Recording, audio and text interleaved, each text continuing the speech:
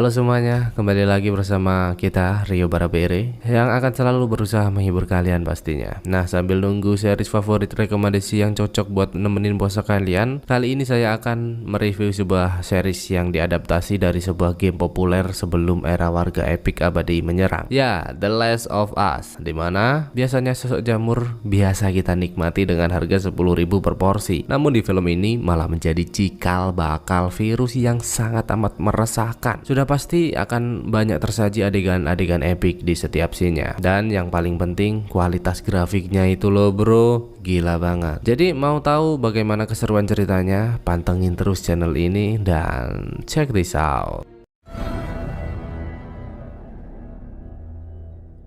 Pada tahun 1986, dalam sebuah wawancara TV nasional, terlihat dua ilmuwan hebat yang tengah mendiskusikan bagaimana perkembangan zaman sehingga mereka dapat melewati virus-virus mematikan. Meski harus melewati perjuangan yang panjang, pada dasarnya manusia selalu menang. Tapi ada yang lebih mengerikan dari semua itu. Ya, benar sekali. Jamur. Jamur memang tampak tak berbahaya, namun ada beberapa jenis jamur yang tidak mematikan tapi mengendalikan. Dan hal itu sangatlah berbahaya jika benar-benar terjadi. Contoh misalnya jamur menginfeksi serangga ataupun semut, berjalan melalui peredaran darah ke otak lalu membanjirinya dengan halusinogen sehingga mengubah semut sesuai pikirannya, seperti sebuah dalang menggerakkan boneka. Lalu yang lebih buruk, jamur membutuhkan makanan untuk hidup sehingga terus melalap inangnya dari dalam, dan itu menjaga bonekanya tetap hidup karena secara tidak langsung akan menghindari proses pembusukan. Memang jamur tidak dapat bertahan jika suhu internal inangnya lebih dari 34 derajat. Namun bagaimana jika pemanasan global terjadi dan mereka berevolusi? Salah satu dari semua gen yang ada akan berkembang dan mulai memasuki otak kita sampai akhirnya mengendalikan semua orang. Tak ada pengobatan untuk ini, tak ada pencegahan, tidak ada obat. Jadi jika itu terjadi,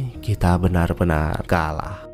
Setelah beberapa tahun berlalu, 2003 tahun 26 September di Austin tepatnya, terlihat seorang duda gagah perkasa bernama Joel yang tengah menikmati indahnya kehangatan di pagi hari bersama putrinya yang cantik jelita yang bisa kita panggil sebagai Sarah. Di sana kita juga diperlihatkan dengan Tommy, paman Sarah yang selalu menyempatkan diri untuk menikmati kebersamaan ini. Perhatian mereka sempat teralih dengan ramainya berita atas kekacauan Jakarta, ibu kota Indonesia yang tengah berlangsung. Bisa gitu ya, negara kita loh bro ini. Namun Joel tak memperdulikan hal itu karena lokasinya yang jauh dari tempat tinggal mereka saat ini. Semua masih berjalan seperti biasa, di mana Sarah selaku siswi tandika mesra selalu mendengarkan apa yang Cikgu Jasmine ajarkan. Bahkan ketika bel pulang sekolah terdengar, Sarah juga menyempatkan diri pergi ke sebuah toko untuk memperbaiki jam ayahnya sebagai hadiah atas kasih sayang yang selama ini diberikan. Hingga tiba-tiba wanita pemilik toko itu terlihat begitu cemas dan menyuruh Sarah untuk segera pergi.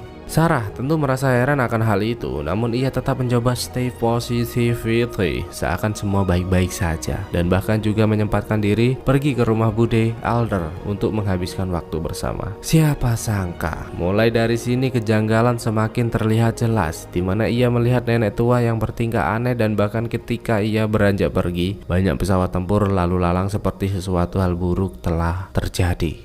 Sarah pun tak terlalu memikirkan kejanggalan-kejanggalan yang ia alami dan terus menunggu Joel pulang untuk memberikan hadiah yang telah ia siapkan. Sebagai ayah yang mencintai sang putri, tentu ia merasa sangat senang mendapat hadiah jam tangan kecil darinya, walaupun itu jamnya yang sudah rusak lalu cuma dikasih baterai.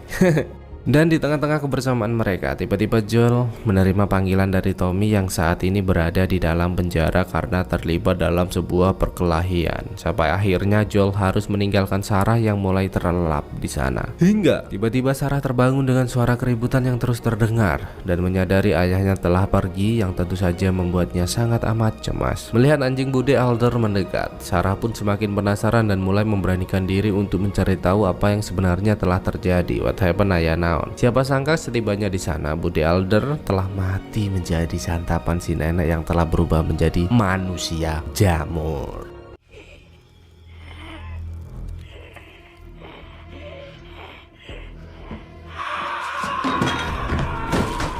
Untung saja Joel dan Tommy datang tepat waktu dan menyelamatkan gadis tersebut.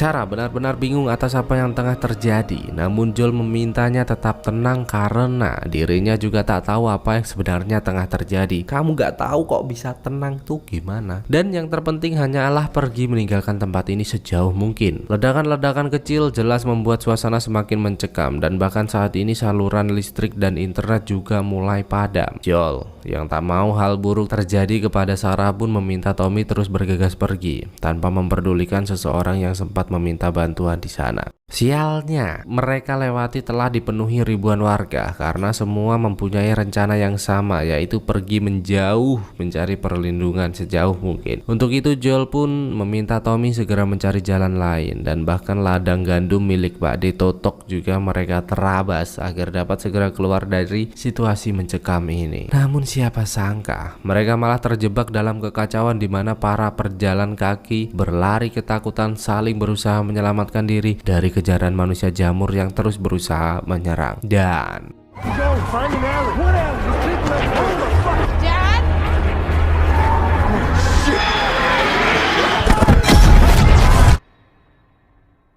ledakan itu pun membuat mereka semakin lemah dan bahkan juga membuat Sarah terluka cukup parah di sana. Namun Joel tak mau menyerah dan bertekad untuk membawa Sarah segera pergi. Tommy pun memintanya untuk bergegas sementara dirinya akan terus berusaha mencari jalan lain. Hingga salah satu dari makhluk mengerikan itu menyadari keberadaan mereka dan terus berusaha menyerang.